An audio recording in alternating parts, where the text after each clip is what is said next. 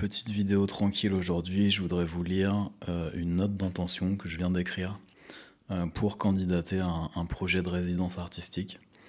Donc je voudrais vous lire ça et dans un deuxième temps, je voudrais vous reparler un petit peu de la chaîne, ce que je fais ici, pourquoi, et vous parler de la distance et la différence que je fais entre la chaîne YouTube, ce que je partage et ma réelle démarche de photographe-auteur. Donc je vous lis. J'étais sur Lichess, hein. Je vous lis la, la note d'intention. Donc pour ceux qui n'auraient pas les termes, une note d'intention, c'est simplement expliquer son projet, ce qu'on veut faire. Alors une résidence artistique, c'est un artiste qui va mener un projet sur un temps donné. Il va bénéficier d'un temps, de moyens techniques, et d'un local ou d'un atelier, voilà, d'un espace pour travailler et de moyens, donc une enveloppe. Souvent il y a une enveloppe pour ses frais de vie, donc pour qu'il puisse soit se loger s'il n'y a pas de logement, soit voilà, vivre, manger, etc. Et souvent il y a une enveloppe de budget de production pour à la fois ses recherches, s'il bosse en argentique, pouvoir se payer du matériel, des films, des chimies, du papier, etc. Et souvent aussi, il y a un budget de production d'une exposition, s'il y a une exposition à la clé, pour pouvoir voilà, exposer son travail à l'issue de la résidence artistique. Donc le projet s'appelle Spiritus. Je vais essayer de mettre un peu d'énergie pour que vous suiviez le texte. Quand on produit du Calvados, lors de la distillation, on dit que le spiritus apparaît. L'âme du fruit est l'essence de la matière. C'est de là que viennent les vertus médicinales des spiritueux, des eaux de vie. Par extension, le spiritus est le souffle vital, l'inspiration. Par un travail de recherche s'appuyant sur la diversité des procédés argentiques, de prise de vue et de tirage, je tente de faire apparaître ce spiritus au sein du paysage normand. Mon processus de création consiste à multiplier les étapes et les interventions, opérant comme une distillation, et permettant ainsi l'apparition d'une image recelant une composante spirituelle.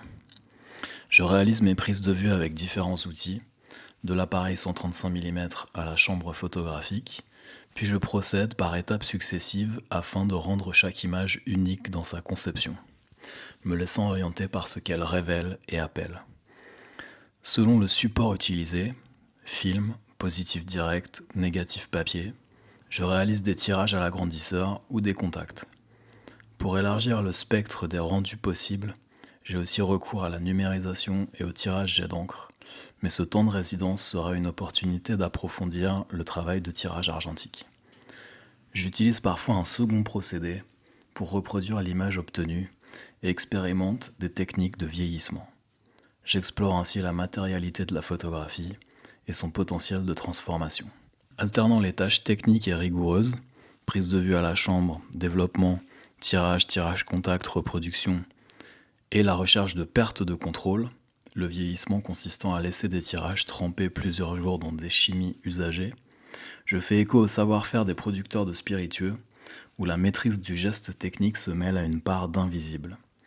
J'analyse les rendus tout au long du processus et tente de trouver un équilibre instable qui amène l'image dans une nouvelle dimension. Je témoigne ainsi d'un attachement insaisissable au territoire normand. La résidence me permettrait de planifier de nouveaux temps de prise de vue en Normandie, suivis de temps d'expérimentation et de production au laboratoire à Paris. Je suis également très intéressé par l'accompagnement artistique et le regard qui sera porté sur mon travail tout au long de la résidence. Voilà. Alors, j'avais un peu arrêté de candidater à des résidences artistiques parce que ça peut être chronophage et frustrant et usant parce que faut se figurer que là, il y a une place et il va y avoir probablement entre 250 et 400 candidatures, j'imagine, un truc comme ça. La dernière fois que j'ai postulé à un truc, on a eu un mail pour nous prévenir qu'il y avait eu 250 candidatures. Là, c'est un truc encore plus gros. Donc j'imagine que voilà, il va y avoir beaucoup de candidatures pour une place. Donc en gros, sans être pessimiste, la règle souvent c'est que de toute façon on n'est pas pris. Donc j'avais arrêté pendant un temps, enfin pendant plusieurs années, j'ai fait aucun dossier. Et là je m'y remets depuis quelques mois par parcimonie. Quand le truc me parle et je sens que je pourrais avoir un projet pertinent pour répondre, je tente ma chance. Et donc les raisons qui m'ont poussé à candidater à cet appel, euh, déjà j'avais produit un dossier pour une autre résidence artistique il y a juste quelques semaines. Donc le truc était déjà quasiment fait. J'ai juste retravaillé mon texte, mais j'avais fait l'essentiel du travail. La deuxième raison, c'est que j'ai une amie qui m'a poussé à le faire. C'est elle qui m'avait envoyé le lien pour voir l'appel à candidature. Il y a de ça peut-être 2 mois, un truc comme ça. Elle m'avait dit ouais c'est un truc, un tirage argentique et tout, faut que tu tentes ta chance, ça peut être cool pour toi et tout. J'ai pas fait le dossier et 3 jours avant la clôture de l'appel, elle me renvoie un message en me demandant si j'ai postulé. Et du coup je me suis motivé. En 24 heures, j'ai fait le dossier et je l'ai envoyé. Avec son aide, d'ailleurs, c'est une artiste, Léonie Pondevie, qui a fait les beaux-arts et qui travaille dans une galerie, donc qui est aussi habituée à lire des dossiers, qui fait parfois partie de jury. Donc enfin, on a eu une longue discussion super intéressante et qui m'a permis d'avoir des éléments pour retravailler mon texte et essayer de l'améliorer. Et, euh, et la troisième raison, c'est qu'il y a dans le jury, il y a Michel Poivert, qui est probablement la personne la plus pointue en France sur la photographie, historien de la photographie, très actif dans la photographie contemporaine. Donc rien que pour ça, voilà, de me dire que même si je suis pas pris, euh, mon dossier sera lu par Michel Poivert et voilà, ça peut potentiellement l'intéresser, même si c'est pas moi qui suis sélectionné. Voilà, rien que pour ça, je trouvais que ça valait le coup de postuler. Et donc pourquoi je vous ai lu ça aujourd'hui? Déjà pour ceux qui sont pas trop là-dedans, qui puissent se faire une idée de ce qu'est une note d'intention, s'ils ont l'intention un jour de candidater pour un truc. Alors, je dis pas du tout que c'est la bonne manière de faire ou quoi, mais en tout cas, voilà, moi, ça vous donne un exemple de comment on peut présenter une démarche, expliquer ce qu'on va faire en quelques mots. Voilà, ça fait une page, même pas, euh, en essayant d'être précis et concis. Euh, Moi, j'aime pas spécialement faire ce genre de dossier. Alors, c'est un peu ambivalent, en fait.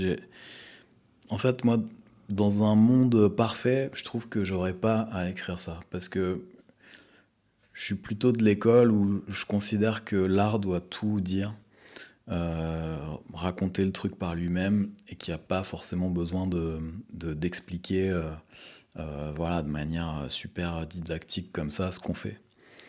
Euh, mais c'est le jeu d'une note d'intention, en fait. Le jeu, c'est d'expliquer ce qu'on va faire. Donc, quand on commence à expliquer, bah, on essaie de le faire bien, quoi. Et c'est là où c'est finalement un exercice intéressant. C'est que voilà, après, on se met à écrire, et puis moi, en tout cas, j'ai le souci voilà, du raisonnement bien construit, et j'essaye de mener le truc vraiment voilà, précisément, essayer d'être clair, d'être intéressant. Donc ouais, un peu ambivalent, comme je disais, parce que c'est pas spécialement mon truc d'écrire ce genre de choses. Je fais pas de la photo pour ça. Mais à la fois, voilà, c'est un exercice intéressant de se mettre à une table et d'essayer d'expliquer ce qu'on fait. Et d'autant plus comme je disais, quand on a des conversations autour de ça. Moi, Léonie m'a vraiment vachement aidé en discutant, à me poser les bonnes questions, à mettre le doigt sur ce qui manquait, ce qui était faible dans ma manière de présenter les choses. Euh, et, euh, et voilà, ça amène à des discussions super intéressantes et qui peuvent amener aussi un élan pour reprendre le truc et vraiment préciser ce qu'on veut faire et poursuivre le travail d'une meilleure manière, etc. Donc ça peut aussi, c'est aussi le principe de ces appels, c'est que même si on n'est pas pris, finalement, ça fait avancer dans son projet parce que ça donne une deadline et puis on travaille pour écrire ce truc. Et après, même si on n'est pas pris, parfois, on a plutôt envie d'abandonner pour quelques mois parce qu'on est déçu. Et parfois, au contraire, on se dit, bah, j'ai pas écrit ce truc pour rien. J'ai envie de faire ce que j'ai dit, même si je suis pas pris pour ce truc, que j'ai pas le budget, machin. Bah, je vais essayer d'avancer par moi-même. Et en fait, pourquoi je parle pas spécialement très souvent de projets comme ça sur YouTube, c'est que, bah, comme je vous dis, c'est encore à l'étape de projet et de construction en fait. Donc si je commence à en parler, en fait, j'ai pas envie que ça ne devienne plus concret que ça l'est réellement et que ça me bloque quoi. Parce qu'un projet, en tout cas pour moi, c'est assez malléable et on a tendance à le reprendre et ça se transforme en permanence. Et donc, j'ai pas spécialement envie d'en parler comme si c'était un truc fini, parce que c'est voilà, c'est en mouvement. Donc quand je fais une vidéo sur YouTube, que voilà, je me réveille, je suis de bonne humeur, j'ai envie de filmer un truc et de partager sur YouTube, j'ai plus tendance à rester un peu en surface et voilà, montrer tout simplement au quotidien comment je produis des images, comment voilà, je développe, je tire des trucs et tout, sans forcément rentrer dans les détails et d'expliquer ce que je fais et précisément le projet pour lequel je suis en train de travailler, etc. Donc c'est pour ça que je dis qu'il y a une distance entre mon travail d'auteur et ce que je partage sur YouTube, et c'est voulu. Moi, ce que j'aime faire sur YouTube, c'est plus du contenu inspiration pour essayer de parler à tout le monde, essayer de donner envie aux gens de faire des photos, de leur donner confiance aussi dans ce qu'ils font. Et ouais, moi, avant d'être créateur sur YouTube, je suis aussi viewer. Je regarde plein de trucs dans plein de domaines différents, pas que dans la photo. Je regarde des trucs en français, des chaînes américaines. Et j'essaye aussi de reproduire ce que j'aime regarder. Et moi, quand je regarde un truc, une chaîne YouTube d'un photographe, j'ai pas spécialement envie voilà, de prendre le truc hyper au sérieux et d'avoir l'impression que le mec me fait une soutenance de thèse en me parlant de son projet, quoi. J'ai plus tendance à vouloir en parler le plus naturellement possible pour que tout le monde, n'importe qui aime bien la photo, puisse être touché par le truc et, euh, et que ça puisse le motiver dans sa démarche à lui. Par exemple, la vidéo que j'ai fait qui s'appelle Le photographe a toujours raison, ça je pense que c'est le genre de truc que je préfère faire sur YouTube. Où c'est un petit format très écrit comme ça, où c'est comme une chronique, où je parle de ma vision de la photo et pas forcément d'un projet précis. Mais voilà, il y a les deux facettes. Et en fait, quand je parle de ma démarche de photographe-auteur, j'ai l'impression que, en fait, photographe-auteur, je le suis pas vraiment tous les jours. En fait, dans mon quotidien, je suis un mec qui aime bien la photo. euh, et c'est ça que je monte sur YouTube. Je suis voilà, un passionné de photo, que je fais plein de trucs. Je produis de la photo. Et bah, par exemple là, pour répondre à un appel à candidature, pour une résidence, un truc, je mets ma casquette de photographe-auteur et là je me mets à expliquer les choses avec des éléments de langage, avec des trucs voilà, où je sais que voilà, je m'exprime d'une manière comme on s'adresse à un jury de professionnels de la photographie contemporaine. En tout cas, j'essaye de le faire au mieux. Euh, mais ce que je veux dire, c'est que voilà, on n'est pas tous les jours comme ça. Et moi, quand j'ai commencé la photo à 20 ans, mon truc, c'était pas d'explorer la matérialité de la photographie et son potentiel de transformation. J'en avais rien à foutre. Ça, c'est ce qu'on dit quand on devient adulte, quoi, et chiant. Mais, euh, mais c'est comme ça.